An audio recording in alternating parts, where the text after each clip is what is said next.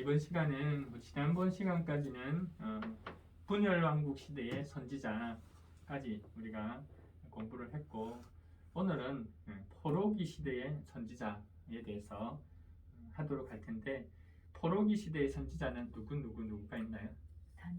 다니엘하고 에스겔, 제2이사야. 예, 다니엘, 에스겔, 제2이사야.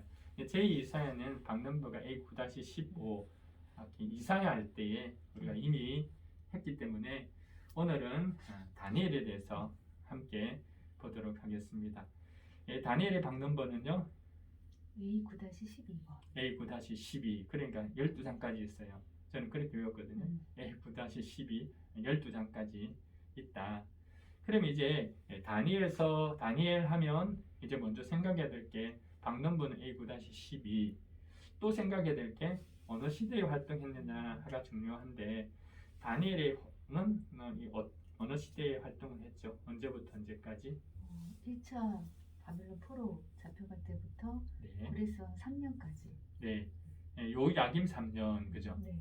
요야김 시대부터 시작해서 즉 1차 포로로 붙잡혀 갔던 것부터 시작해서 아주 17살에 붙잡혀갔죠. 17살에 붙잡혀갔는데 결국은 성경에는 한 86살까지 아직 이야기가 나오니까 고레스왕 3년까지의 그 이야기가 다니엘서에 나온다 하는 겁니다.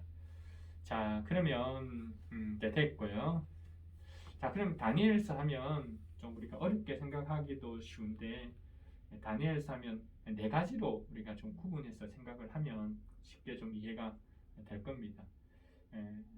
다니엘서는 바벨론 포로의 상황을 배경으로 쓴 책인데 네 가지 주제가 있다. 자, 이게 카테고리를 만드는 거예요. 첫 번째는 뭐죠?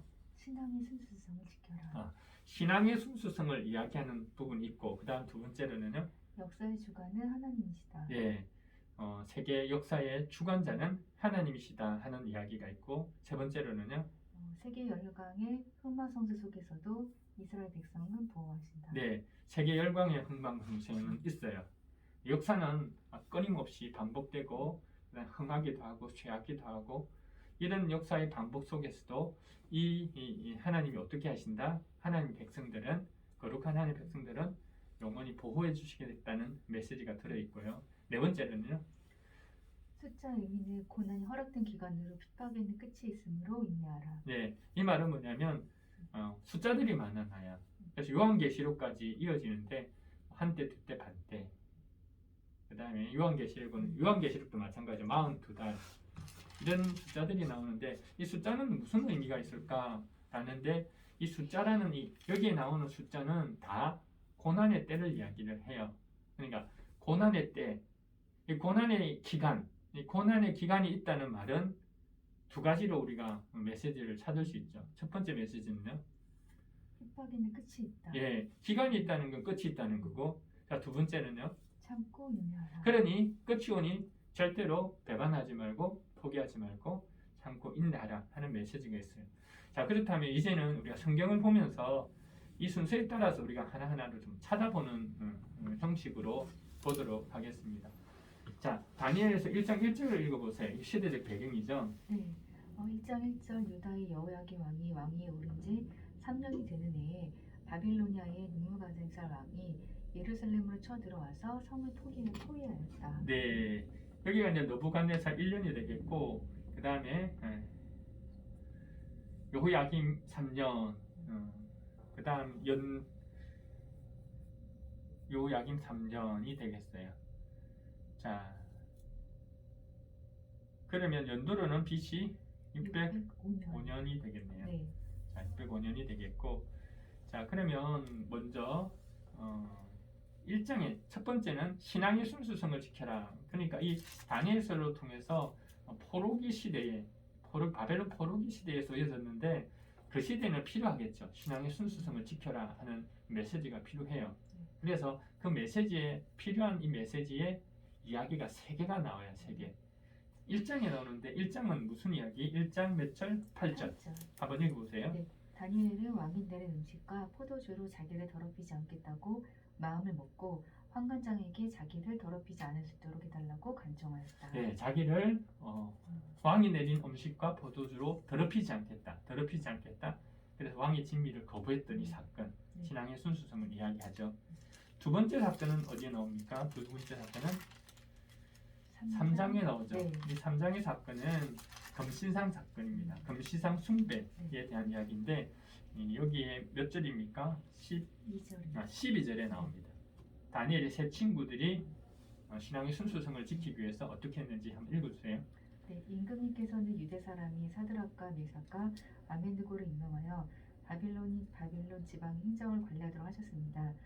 임금님 그런데 그들은 임금님께 경의를 표하지 않으며 임금님의 신들을 섬기지도 않고 임금님이 세우신 그 신상에게 절을 하지도 않습니다. 네, 그렇게 해서 어떻게 합니까? 우리 글이 아니하실지라도 기억나죠? 네. 16절부터 한번 다시 읽어보세요. 16절 사드락과 메삭과 아벤느고가 왕에게 대답하여 아뢰었다.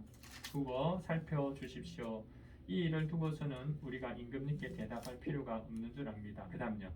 불 속에 던져줘도 임금님 우리를 지키시는 우리 하나님이 우리를 활같아하는 화덕 속에서 구해주시고 임금님의 손에서도 구해주실 것입니다. 그 다음 중요하죠. 18절. 네, 비록 그렇게 되지 않더라도 우리는 임금님의 신들을 섬기지도 않고 임금님이 세우신 금신상에게 절을 하지도 않을 것입니다. 굽어 살펴주십시오. 네, 우상 숭배하지 않겠다. 신앙의 순수성을 지키는 이야기입니다. 네, 또 하나의 이야기는 우리 6장에 나옵니다. 네, 6장에 사자굴 속의 다니엘, 그죠? 네. 신앙의 순수성을 지키기 위해서 다니엘이 어떻게 했다고요? 10절. 10절 다니엘은 왕이 금령 문서에 도장을 찍은 걸 알고도 자기 집으로 돌아가서 다락방을 올라갔다. 그 다락방은 예루살렘 쪽으로 창문이 나 있었다. 그는 늘 하듯이 하루에 3번씩 그의 하나님께 무릎을 꿇고 기도하며 감사를 드렸다. 네, 신앙의 순수성을 지키기 위해서 생명의 위협을 무릅쓰고 기도하기를 멈추지 않았다. 이게 첫 번째 다니엘서의 첫 번째 신앙의 순수성을 지켜라 하는 내용이고, 두 번째는 뭐죠? 역사의 주관은 하나님이시다. 네, 역사의 주관자는 하나님이시다. 여기에도 세 가지 이야기가 나와요. 첫 번째는 느부갓네살의 꿈 2개, 그다음 벨사살 왕의 이야기. 이 세 개가 이야기하고 싶은 주제는 그 이방 나라의 왕 그들 역시도 하나님께서 주관하신다. 역사의 주관자는 하나님이라는 것을 깨우쳐 주는 그 이야기가 나옵니다. 이게 세 가지. 그러니까 두 가지 환상. 하나는 벨사살 왕에게 나타났던 손 있죠. 벽에 나타났던 손. 이 사건을 통해서 말하고 싶은 것은 역사의 주관자는 하나님이시다. 한번 찾아볼게요. 역사의 주관자는 하나님이시다. 자, 첫 번째 꿈 이야기부터 볼까요? 2장 보면 꿈에 대해서는 우리가 너무나 이게 뭐 어떻게 해석하나 절대로 겁낼 필요가 없어요. 왜 그러냐면 2장에 보면 꿈을 꿨죠. 2장 1절을 보세요. 꿈을 꿨죠. 그런데 꿈에 대해서 해석이 나와요. 그러니까 24절부터 꿈에 대한 해몽이 나오잖아요. 그러니까 꿈에 대한 해몽 31절부터는 그 내용이 나오기 때문에 뭐 환상, 꿈에 대해서 어려워할 필요는 없다. 자, 그렇다면 이 환상을 통해서 하나님이 이 느부갓네살에게 왕에게 이야기하고 싶은 것이 있다 그랬죠. 자, 2장 몇 절? 45절 한번 읽어보세요. 아무도 돌을 떼내지 못하는데 돌 하나가 난데없이 날아들어 와서 새와 노새와 진흙과 은과 금을 으깨는 것을 임금님이 보신 것은 위대하신 하나님이 앞으로 일어날 일을 임금님께 알려주신 것입니다. 이 꿈은 그대로 이루어질 것이고 이 해몽도 틀림없습니다. 네, 위대하신 하나님이 앞으로 일어날 일을 임금님께 알려주신 것입니다.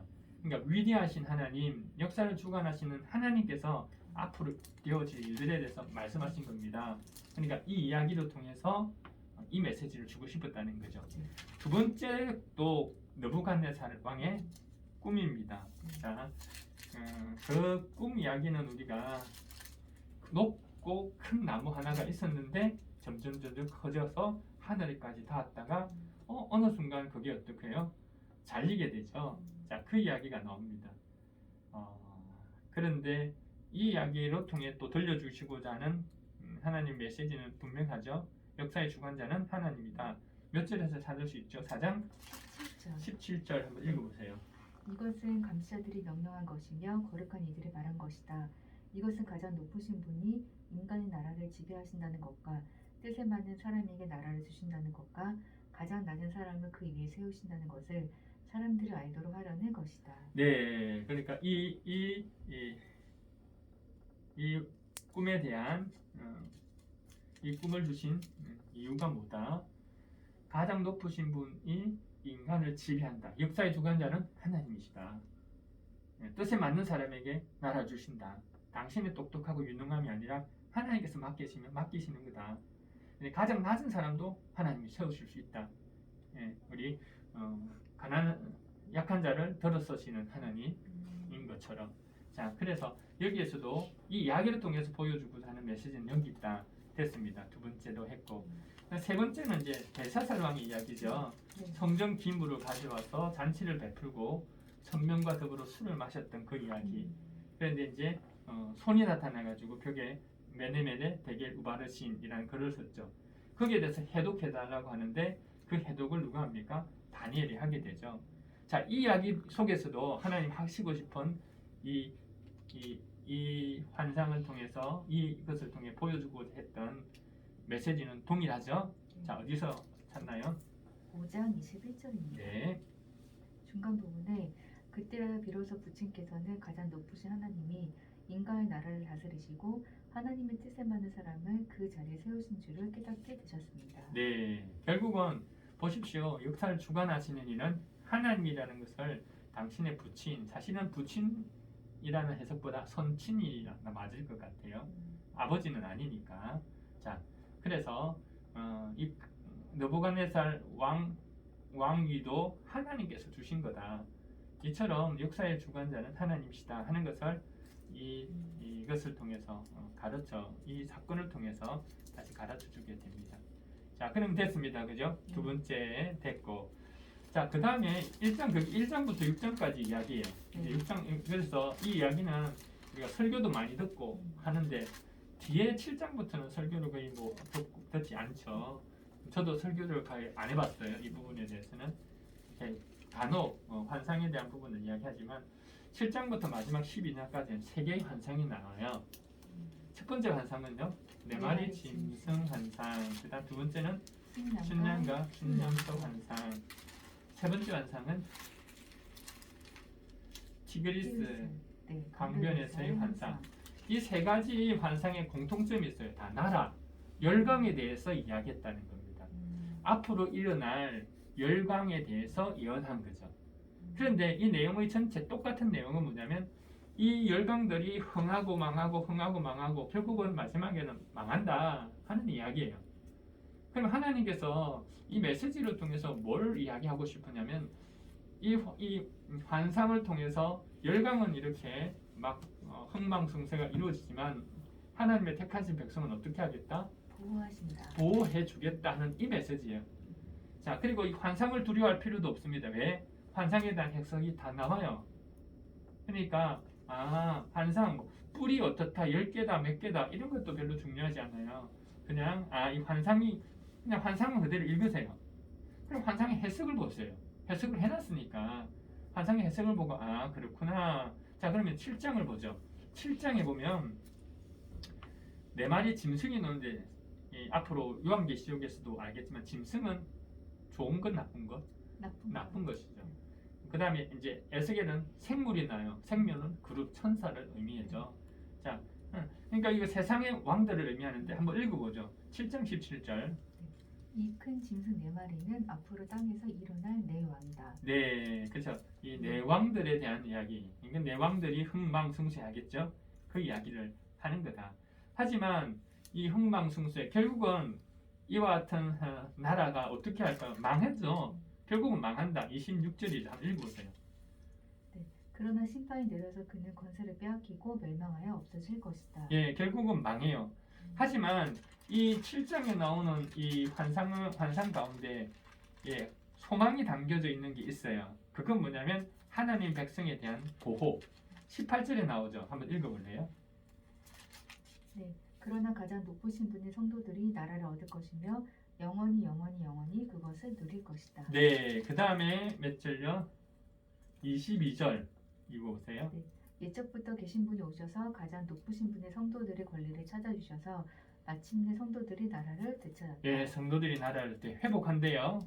자, 그 다음에 27절. 나라와 권세와 온 천하 열국의 위력이 가장 높으신 분의 거룩한 백성에게로 돌아갈 거룩한 백성에게로 돌아갈 네. 거래요. 결국은 흥망성쇠하더라도 하나님의 거룩한 백성들은 보호하신다는 말이죠. 네. 이게 첫 번째 환상에서 나오는 이야기예요. 두 번째 환상은 순양과 순염수 환상인데 순양이 뭘까? 순염수가 뭘까? 이야기해놨어요. 어디에 보면 되나요? 20절, 내가 본 순양의 두 뿔은 메대와 페르시아 왕들이다. 21절. 그 순양소는 그리스 왕이고 눈 사이에 있던 그 큰 뿔은 그 첫째 왕이다. 예, 뿔은 뭐 왕이다 이렇게 했는데 이 환상은 하나도 준비하잖아요. 이 환상의 내용은 뭐냐면 결국은 자기들끼리 치고받고 해서 싸우는 거죠. 그래서 역사적으로도 메디아와 페르시아가 그리스를 이기게 되잖아요. 또 그리스는 어떻게 되죠? 여기 나오는 것처럼 그리스는 분열하게 돼요. 우리가 신구약 중간사 4개로 7개에서 4개로 나눠졌다 그랬죠. 그리고 이스라엘에 관계되는 나라가 셀루쿠스 왕조와 프톨레미우스 왕조 이렇게 나눠지는 것처럼, 그런데 여기서 이야기하는 순양과 순염소 아무튼 자기들끼리 치고받고 하지만 결국은 어떻게 될까요? 망하잖아요. 망한다는 이야기가 나옵니다. 어디입니까? 25절입니다. 25절 제가 그러나부터 읽어보세요. 끝부분에 그러나 사람이 손을 대지 않아도 그는 끝내 망할 것이다. 예, 결국은 망한다는 거죠. 하지만 이 이야기 속에서도 소망이 있겠죠. 하나님의 백성은 어떻게 한다? 보호한다는 말이 있을 겁니다.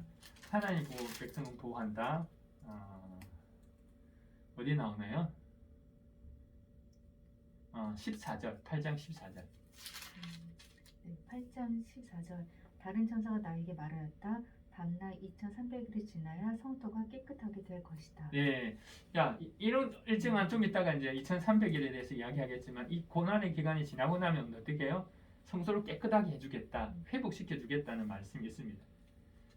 그러니까 열강들은 결국은 망하게 되겠지만 하나님의 백성들은 보호하시고 회복시켜주겠다는 메시지가 여기에 담겨 있죠. 자, 세 번째는 뭡니까? 세 번째는 티그리스 강변의 환상 10장부터 나오는데요.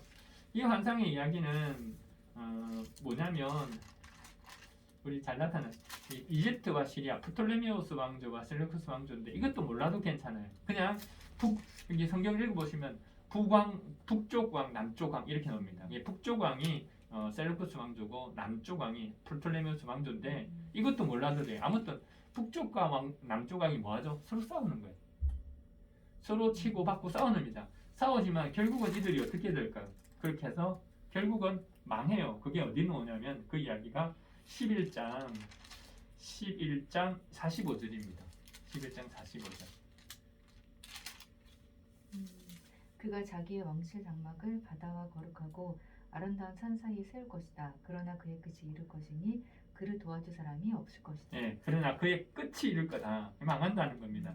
끝이 이를 것이다. 결국은 역사적으로 로마에서 망해요. 결국 망해요. 자, 그를 도와줄 사람이 없을 것이다. 하지만 하나님의 백성은 어떻게 할까요? 보호하신다. 하나님의 백성을 보호한다는 말이 어디 있나요? 하나님의 백성은 그 중에서도 보호하신다. 자, 지금 세 번째죠. 세 번째니까 11장으로 가야겠다. 11장 보호한다. 보호하신다. 11장 망하지만 하나님의 백성은 35절 네. 한번 읽어볼래요? 또한 지인을 지어갈 가운데 얼마가 학살을 당할 것인데 이 일로 백성은 단련을 받고 순결하게 되면 끝까지 깨끗하게 남을 것이다. 하나님이 정하신 그 끝날이 올 때까지 이런 일이 계속될 것이다. 네, 결국은 하나님의 백성들은 다 망하지 않고 단련받고 또 그 순결하게 되고 끝까지 깨끗하게 남는다. 깨끗하게 남는다라고 이야기를 해요. 또 한 가지는 어디에 나오냐면요. 12장 1절이게 되겠네요. 네. 12장 1절. 그때 너희 백성을 지키는 위대한 천사장 미가엘이 나타날 것이다. 그리고 나라가 생긴 뒤로 그때가 없던 어려운 때가 올 것이다. 그러나 이게 중요하죠. 네. 그러나 그때 그 책에 기록된 너희 백성은 모두 피하게 될 것이다. 예, 피하게 된다, 보호해준다는 말이 되겠죠. 네. 그러니까 이와 같은 열강의 북조강, 남조강, 역사적으로 프톨레미우스, 그 다음에 셀루크스 왕조, 메데 페르시아, 그리스, 그 다음에 로마에 이르기까지 아무튼 역사는 이와 같은 흥망성쇠로 이어지지만 하나님의 백성들은 구원하시겠다는 메시지가 다예요. 네. 이것만 기억하면 될 것 같아요. 알겠죠? 네. 그리고 나서 이 생각을 가지고 이제 성경을 읽으시면 되겠어요. 자, 이게 세 번째입니다. 세계 열강의 흥망성쇠 가운데서도 거룩한 하나님의 백성들은 영원히 보호하신다는 사건이 이 세 가지 환상을 통해 보여준 겁니다. 자, 그럼 다 끝났어요. 그러면 이제 하나 더 우리가 기억해야 될 게 있는데 여기 숫자들이 좀 많이 나와요. 한번 볼까요? 7장 27절에는 7장 27절 한번 읽어볼래요? 7장 27절인가요? 아니고 25절이네요. 25절 한번 읽어보세요. 25절 끝에 성도들은 한때와 두때와 반때까지 그의 권세 아래에 놓일 것이다. 자, 여기서 특징이 있어요. 한때와 두때와 반때. 이게 한때와 두때와 반때 하나도 중요하잖아요. 요한계시록에도 한때, 두때, 반때가 나오거든요. 이 기간이 뭐 2년 반이다 이런 것 하나도 중요하지 않아요. 여기서 한때, 두때, 반때가 무슨 기간이냐가 중요해요. 한때, 두때, 반때는 어떤 기간이죠? 고난의 기간이에요. 고난의 기간 보시면 그의 이 왕들의 권세 아래 놓인다는 거죠. 왕들의 권세 아래 놓인다는 건 고난 받는 기간이에요. 자, 그러면 한때, 두때, 반때라는 이와 같은 뭐 우리는 정확한 기간은 언제인지 모르지만 이와 같은 기간이 있다는 기한이 있다라고 이야기하는 것은 우리에게 두 가지 의미가 있다고 그랬죠. 뭐라고 그랬어요? 첫 번째는 핍박에는 끝이 있다. 핍박에는 끝이 있다는 겁니다. 기간이 있다는 건 끝이 있다는 거죠. 그 다음에 참고 인내하라. 참고 인내하라는 두 가지 메시지가 들어있는 겁니다. 이와 같은 사상은 요한계시록에 그대로 이어집니다. 우리 이제 신약을 봐서 요한계시록 한번 할 때 똑같이 이어지게 됩니다. 자, 그러면 이 연도가 많이 나오죠. 8장 14절도 보실래요? 읽어보세요. 네, 다른 천사가 나에게 말하였다. 밤낮 2300일이 지나야 성소가 깨끗하게 될 것이다. 2300일은 모르겠어요. 2300일이 우리로 따지는 2300일인지 이것도 중요하지 않습니다. 하지만 2300일이라는 이 기간 이 지나면 어떻게 하겠다? 성소가 깨끗하게 된다는 거예요. 회복된다는 겁니다. 깨끗하게 된다는 겁니다. 때문에 어떻게 해요? 이 핍박의 기간 동안은 이 2300일이라는 기간 동안에는 고난을 참고 그 다음에 인내하라는 말이 되겠죠. 또 어디가 나오나요? 9장 2절인가요? 네. 9장 2절 한번 읽어보세요.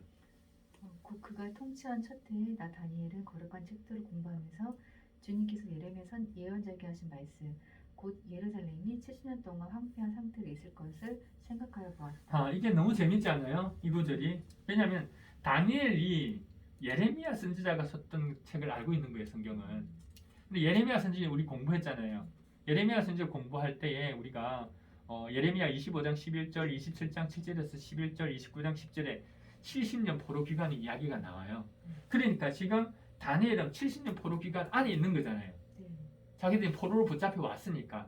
그러니까 그 예레미야 선지자의 글을 보고 나서 공부를 했대요. 성경 공부해야 되는 거예요. 그죠? 공부를 하면서 발견한 거죠. 와, 하나님이 70년이란 기간을 두었구나. 라고 기간을 생각하니 그것도 은혜라는 겁니다. 70년이 지나면 어떻게 되니까? 회복되니까. 이해가 되죠? 자, 또 숫자들이 나옵니다. 어디 나오나요? 9장 24절. 9장 24절 한번 이런 일에 이렇게 나옵니다. 그죠? 이런 일에 기간이 있다라고 이야기를 하고 그 다음 이제 마지막 이 부분인 것 같은데 12장 그죠? 네. 12장에 보면 한번 12장 읽어보세요. 7절의 끝부분에 한때와 두때 반때가 지나야 한다. 거룩한 백성이 받는 핍박이 끝날 때에 이 모든 일이 다 이루어질 것이다. 네, 한때와 두때와 반때의 고난의 기간이 있다. 11절에도 나오죠. 네, 날마다 드린 제사장이 없어지고 혐오감을 주는 흉측한 것이 세워질 때부터 1290일이 지나갈 것이다. 그러니까 이 흉측한 것이 세워지는 건 안 좋은 일인데 거기 지나가야 된다는 말이네, 네. 그죠? 그렇구나. 또 또 12장 12절 예. 1335일이 지나가기 전까지 기다리면서 참는 사람은 복이 있을 것이다. 예. 그러니까 이 고난의 때죠. 고난의 때가 있으니까 참으라고 그러고 이 참아내면 복이 있다고 이야기하는 겁니다. 자, 그래서 다니엘은 이렇게 구성이 되어 있는 거죠. 네. 그죠? 다음에 다시 한번 쭉 보자면 다니엘은 네 가지가 있는데 첫 번째로 신앙의 순수성에 대한 이야기할 때 세 가지 이야기 나오죠. 세 가지 이야기. 그 다음에 두 번째는 역사를 주관하시는 분은 하나님이시다. 이거는 무슨 이야기가 나와요? 느부갓네살의 꿈 두 가지, 그 다음 벨사살 왕의 이야기. 그 다음에 세가 열광이 흥방성쇠 가운데서도 거룩한 백성이 하나님 보호하신다는 이 이야기는 어디에? 환상. 예, 환상 세 가지. 이 환상 세 가지 이야기는 요걸 이야기해 주는 거다. 자, 그 다음에 이제 여기 다니엘서 나오는 숫자들이 나오는데 이 숫자들의 의미에 대해서 우리가 이야기를 했죠. 숫자에는 기간, 고난의 기간인데 그 고난의 기간은 하나님이 허락하신 거다. 허락하셨다면 어떻게 된다? 어떻게 해야 될까요? 고난의 기간이니까 우리가 이 숫자의 기간을 통해서 주는 메시지는 첫 번째 메시지는 핍박에는 끝이 있다. 끝이 있다. 네, 두 번째로는 참고 인내하라. 참고 인내하라. 네, 이게 우리 다니엘서의 내용입니다. 여기까지 하겠습니다.